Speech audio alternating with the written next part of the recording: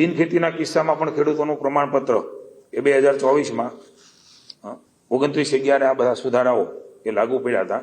માત્ર બચત રહેતી જમીન બિનખેતી થવાથી ખેડૂતનો દરજ્જો એ જતો રહેતો, તો એમાં પણ એક સુધારો, અસરગ્રસ્ત ખેડૂતને પ્રમાણપત્ર આપવાનો નિર્ણય એ 1 વર્ષની સમય મર્યાદામાં કલેક્ટરશ્રીને અરજી કરવાની એ પ્રકારનો નિર્ણયને ઠરાવ એ મહત્વનો સુધારો અગાઉ થઈ ચૂક્યો છે. રિવાઇઝ બિનખેતી પરવાનગી 19/11/24માં આ નિર્ણય આપ સૌએ જનતાના હિતમાં પ્રસિદ્ધ કરેલો છે. ભૂતકાળમાં પ્રીમિયમ વસૂલ્યા વિના બિનખેતી મંજૂરી આપેલી હોય તેવા કિસ્સામાં રિવાઇઝ બિનખેતી મંજૂરી સમયે પ્રીમિયમ વસૂલવા બાબતે કોઈ સ્પષ્ટતા નથી. માનનીય ભૂપેન્દ્રભાઈએ જે તે વખતે જે નિર્ણય લીધો એ કિસ્સામાં પ્રવર્તમાન જંત્રીના 10% પ્રીમિયમ વસૂલ કરીને રિવાઇઝ બિનખેતી કરવાનો પણ નિર્ણય એ માનનીય ભૂપેન્દ્રભાઈ લઈ ચૂક્યા છે.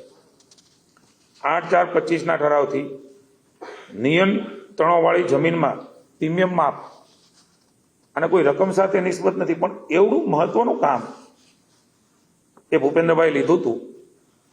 તમામ વિસ્તારમાં નિયંત્રણોવાળી જમીનમાં પ્રીમિયમ વસૂલવામાં આવતું હતું.